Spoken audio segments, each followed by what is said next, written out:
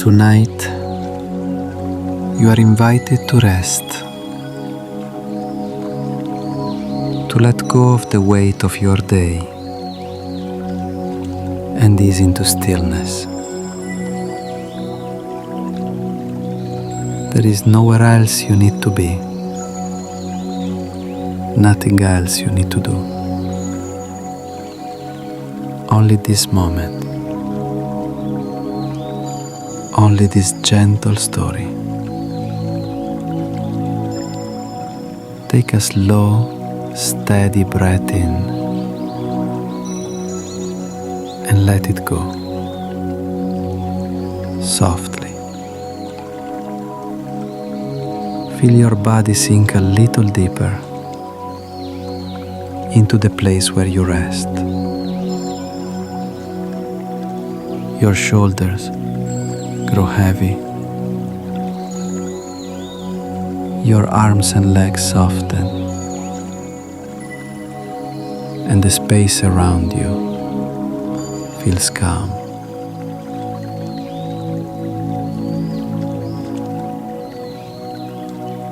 We will take a journey together tonight, a journey through time, through memory, through the echoes of history. Our path will lead us back, centuries into the past, to the year 1645, a time when the island of Luzon was alive with forests, with rivers, with mountains and valleys untouched by time. But before we arrive there, let us prepare the mind and the body for deep rest. Take another long breath in and release it slowly. Notice how even your breathing begins to settle into a calmer rhythm. Each inhale brings ease. Each exhale carries away tension.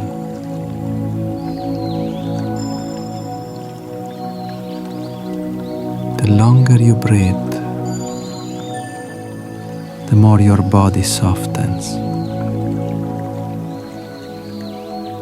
And as your body softens, your mind becomes open to story, to the soft telling of a moment in history that shaped the land and the lives of those who walked it. This is not history to memorize, not history to study.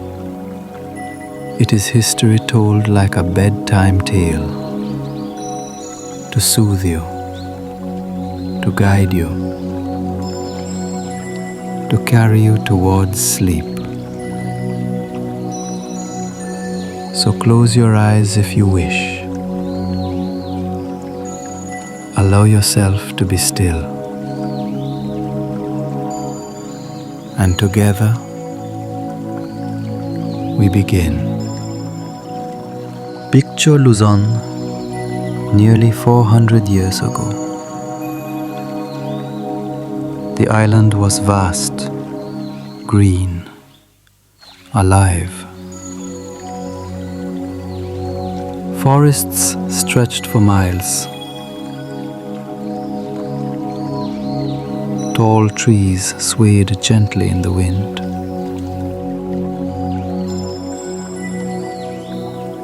Their branches reached toward the sky, while roots dug deep into the earth.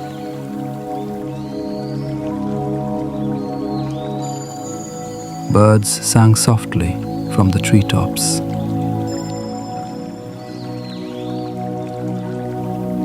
their songs carried on the breeze, mingling with the rustle of leaves.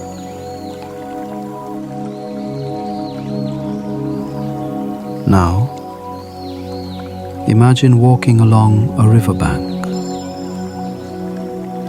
The water flows calmly, reflecting the sunlight in golden ripples.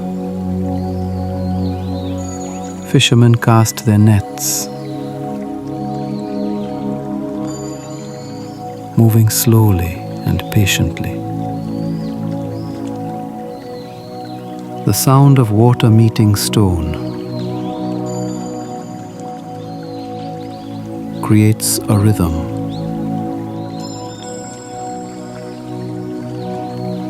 A lullaby of the land. In the valleys, rice fields shimmered in the light. Green stalks swayed like waves in the wind. Farmers bent low, tending the earth. Their movements steady, unhurried, guided by tradition. At night, the villages grew quiet. Fires flickered outside small homes. The crackling wood kept families warm, as stories were told to children under the stars. And then there was Manila, the walled city of Intramuros. Its stone gates guarded narrow streets. Inside, the air was filled with many languages: Tagalog, Kapampangan, Ilocano, and the Spanish of the colonists.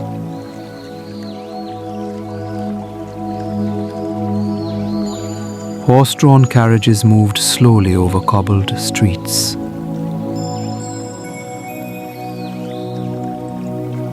Merchants sold fabrics, spices, and fruit. The plazas echoed with the sound of footsteps,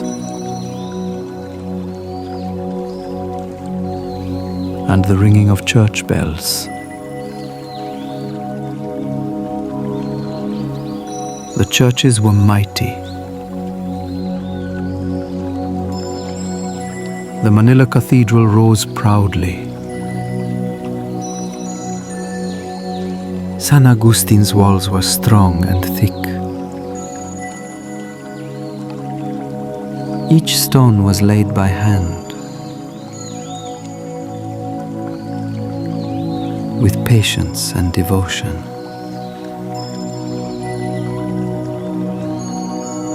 For those who lived then, these churches felt eternal.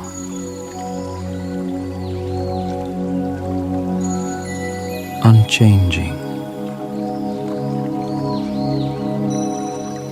as though they would stand for all of time. But deep beneath the ground, hidden from sight, forces were waiting, silent, ancient, and powerful.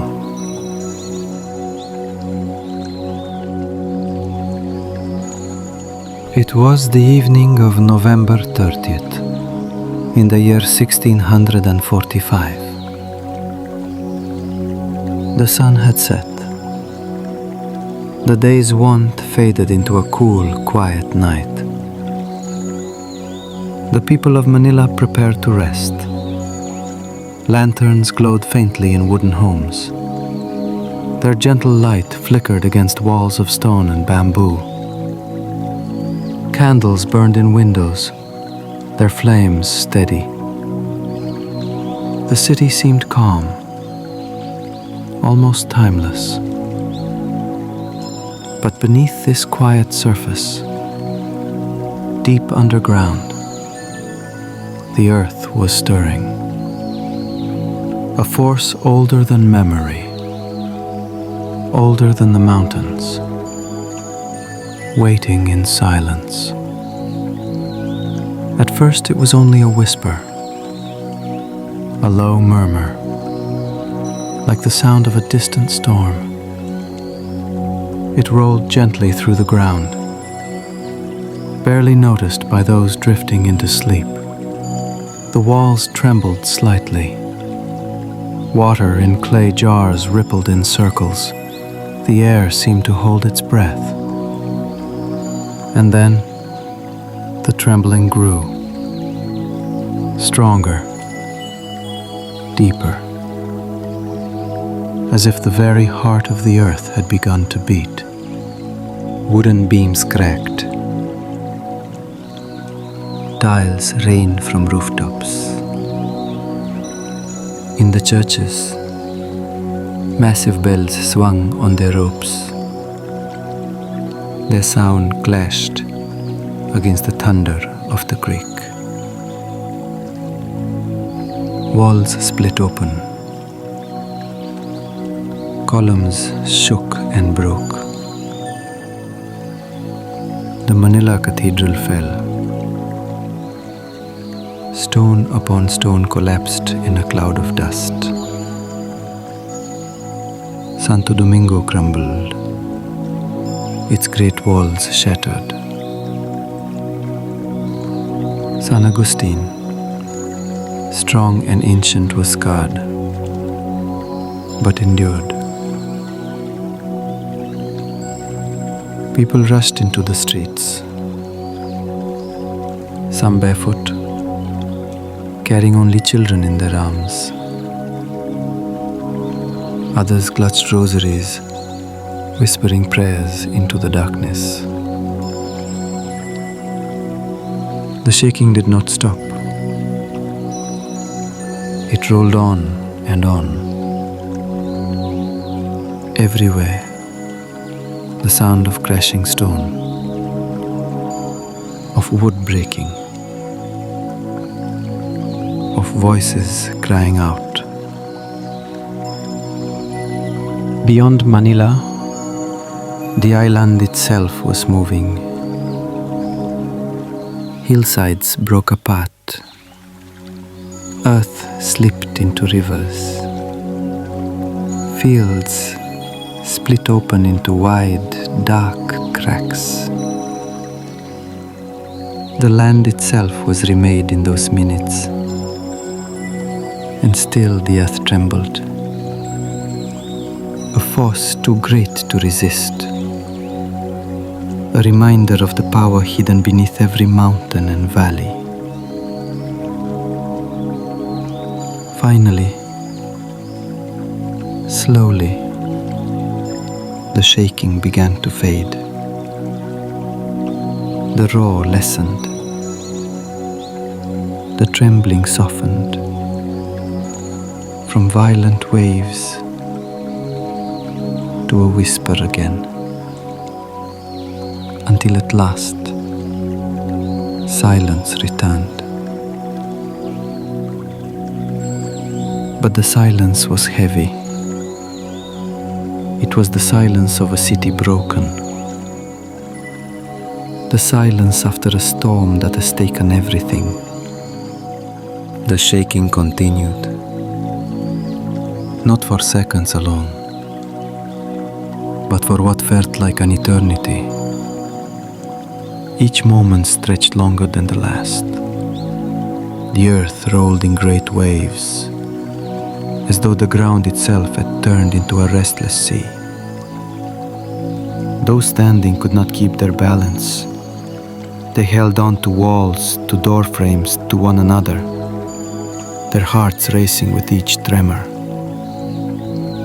In the distance, mountains groaned. Cliffs broke away in clouds of dust. The forests themselves seemed to sway like tall grass. The rivers trembled too. Their waters surged against their banks.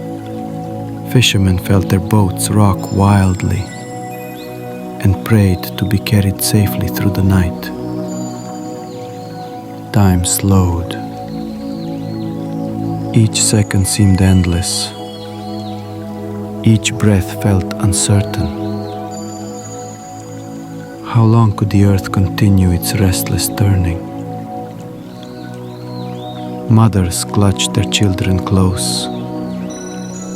Fathers guided families into open spaces, their faces lit only by moonlight and broken lanterns. Above, the stars watched in silence, unaffected, eternal. They looked down on a world in motion. The quake's power came in waves, strong, then weaker, then strong again. Like the tide rushing in, retreating, and returning once more. Inside Intramuros, great clouds of dust filled the air. Stones broke loose and rolled through narrow streets. Wooden beams cracked and splintered. The night filled with the sound of falling earth, of grinding stone, and the soft cries of a city enduring its trial. And yet, through fear and trembling, there was also stillness in the heart. For even as the ground shook, the people whispered prayers. They called upon faith to steady them when nothing else could. At last, slowly, the violence began to soften. The waves of trembling grew less fierce. The roaring quieted. The ground eased back into silence. And when the shaking ended, the island of Luzon was forever changed. And still the earth trembled. A force too great to resist. A reminder of the power hidden beneath every mountain and valley. Finally, slowly, the shaking began to fade. The roar lessened. The trembling softened. From violent waves to a whisper again, until at last silence returned. But the silence was heavy. It was the silence of a city broken. The silence after a storm that has taken everything. And then silence. A silence heavy and still. The trembling stopped. In that silence, the people of Manila emerged into the night. They stepped carefully among the ruins. The air was thick with dust. Lanterns flickered through the broken streets. Everywhere there was damage. Walls toppled. Homes destroyed. Churches reduced to rubble.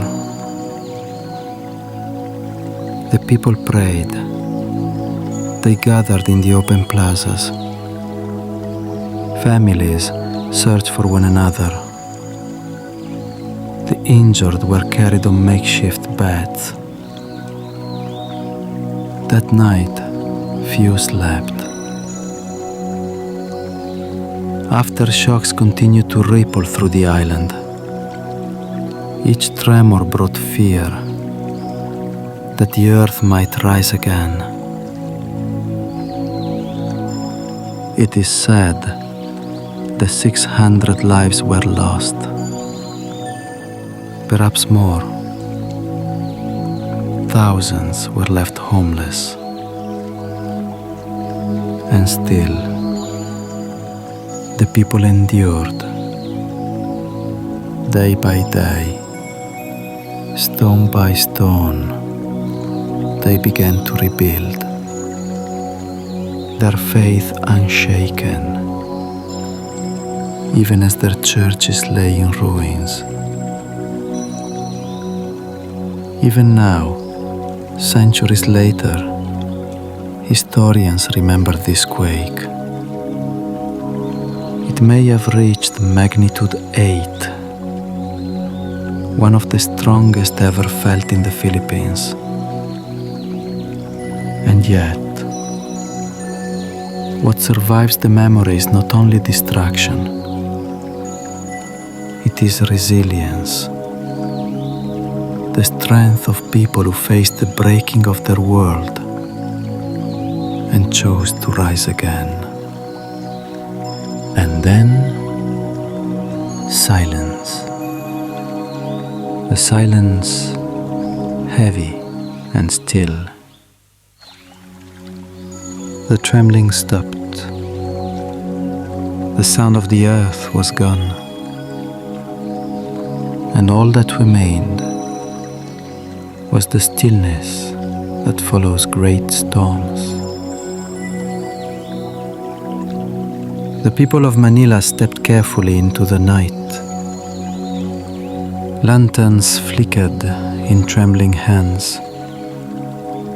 The air was thick with dust and smoke. Every breath carried the scent of stone and earth. They looked around them. The streets they had walked each day were changed. Walls that once stood tall now lay in piles of broken rock. Arches were cracked and uneven. The city that once rang with laughter and bells was now filled with whispers and footsteps in the dark. Some homes still stood, though their roofs had fallen. Some churches remained, though their walls were wounded, but much of Manila had fallen to its knees. In the great plaza, families gathered. They held one another close, wrapped in shawls and blankets. Children rested against their mothers, too tired to cry. Men carried water and lit candles on what remained of church steps. The priests came out, their robes covered in dust. They prayed aloud, their voices trembling. And the people knelt, whispering words of faith, words they had spoken 1,000 times, but never with such urgency. Overhead, the stars shone faintly through a haze. The moonlight revealed the outlines of broken towers. The bell of Santo Domingo lay in the street, half buried in rubble. Its once bright tone, now silent. Yet even in ruin there was beauty. The candlelight flickering on fallen stones, the quiet voices of neighbors helping neighbors, the calm that follows chaos. As dawn approached, the city saw itself in the pale light. The damage was vast. Houses collapsed, walls torn apart, and the mighty churches, symbols of strength, reduced to ruins. But within that destruction, there was life still. A baker gathered what was left of his flour to feed his neighbors. A woman fetched water for a stranger. Children, barefoot and curious, wandered through the dust. their eyes wide with wonder at the strange new shapes of their city. They were afraid, yes, but they were also alive. And that small truth was enough. In the days that followed, aftershocks rippled quietly through Luzon. Each tremor was a reminder of the power that sleeps beneath the soil. But each one was weaker, each one shorter. The earth, it seemed, was settling once more. Soon people began to rebuild.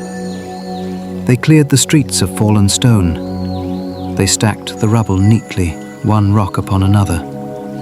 They gathered wood, repaired roofs, and shared what little food remained. The ringing of hammers returned to Manila, the echo of tools striking stone. Slow, steady, rhythmic. A heartbeat of hope. In the countryside, farmers returned to their fields. They checked the cracks in the earth, found new paths for the rivers, and began once again to plant. Nature too began to heal. Trees still stood tall, bending with the wind. The rivers calmed, their surfaces once again smooth and shimmering. Birds returned to sing from the trees. Life continued. The people built not only their homes, but also their courage. They spoke softly of the quake, calling it El Terremoto Grande, the Great Earthquake. They knew now that strength was not only in stone, it was in spirit, it was in faith, it was in hands that worked together, and hearts that refused to surrender. In time, new churches rose. San Agustin was repaired. New walls, stronger and more patient, were built where the old ones had fallen. Generations passed. The story of that night became legend, told in whispers by grandparents to their grandchildren. Stories of trembling earth and prayers answered in the dark. And though centuries have gone by, the memory remains, not as a tale of destruction, but of endurance. Even today, when the ground shakes softly underfoot, some still remember the stories of 1645. They remember that the earth moves, and life moves with it.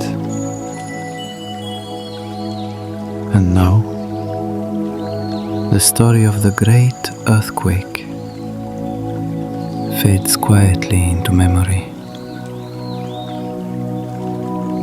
The city sleeps once more. The air is calm.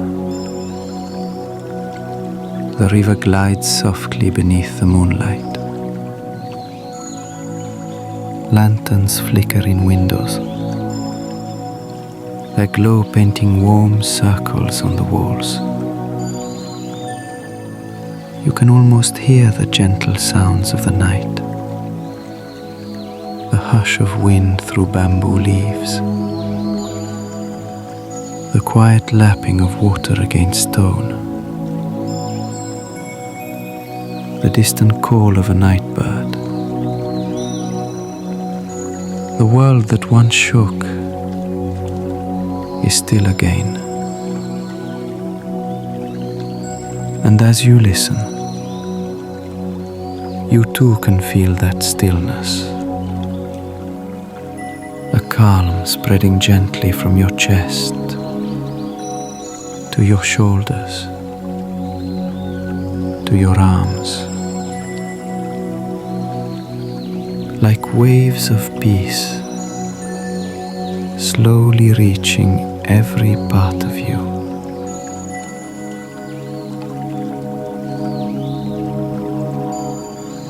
The people of 1645 once feared that the ground would never rest, but it did. Just as your thoughts, no matter how restless, always find their quiet.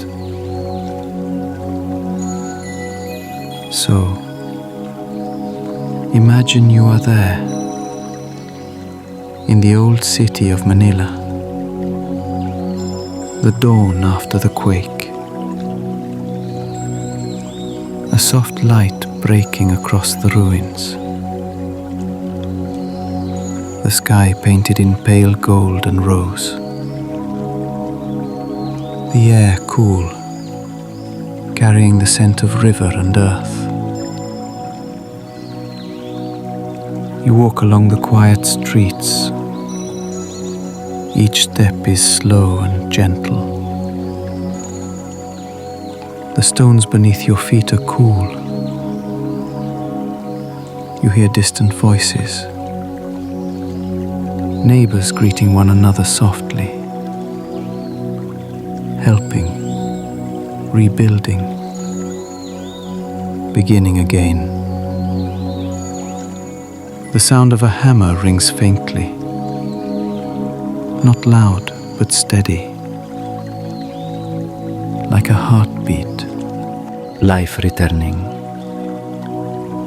And in that rhythm, you feel safe.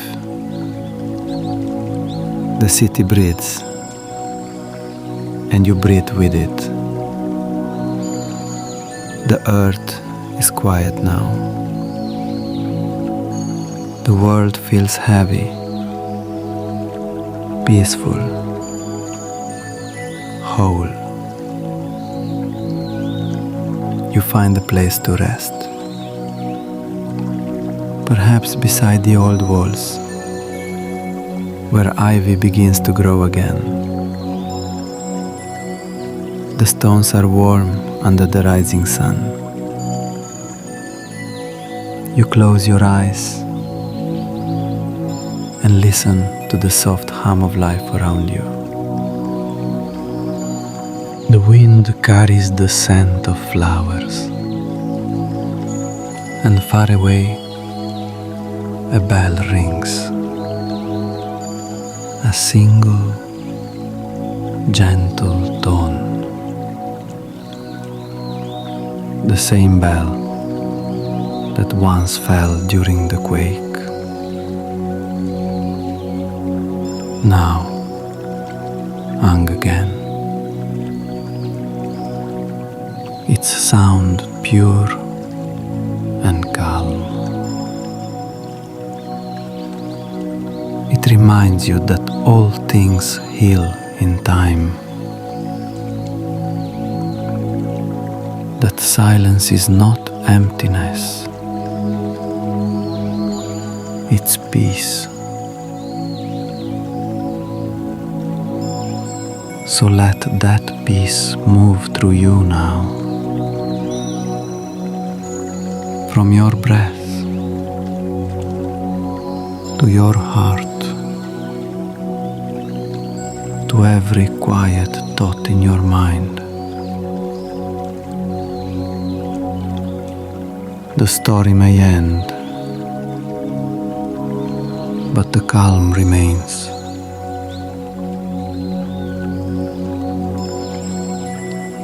Each inhale brings cool, steady air. Each exhale lets go of all that you carry. Each breath slower than the one before.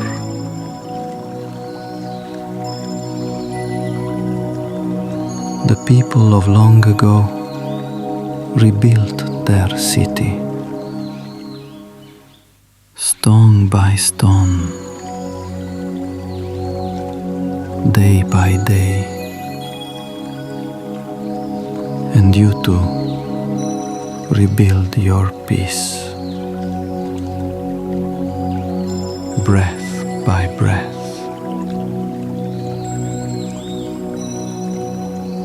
As the sky darkens again, the moon rises over the quiet city.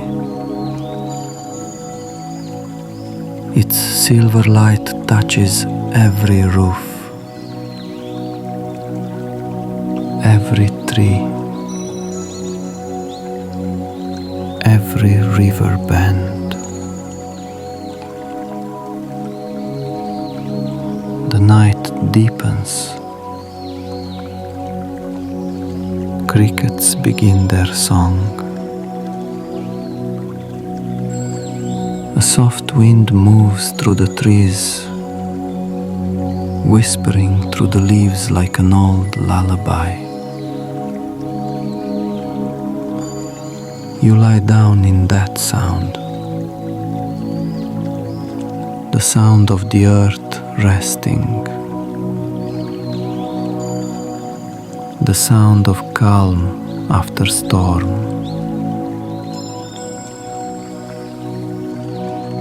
And slowly, the story drifts away, like a dream fading before morning. Now, there is only your breath, in and out, in and out, soft, slow, steady. Your body feels heavy and warm. Your mind feels light and free. You are safe. You are calm. You are home. The city sleeps. The river sleeps. And you are drifting too. Drifting softly, deeper and deeper. Good night, and may peace, like the quiet earth after the storm, hold you gently.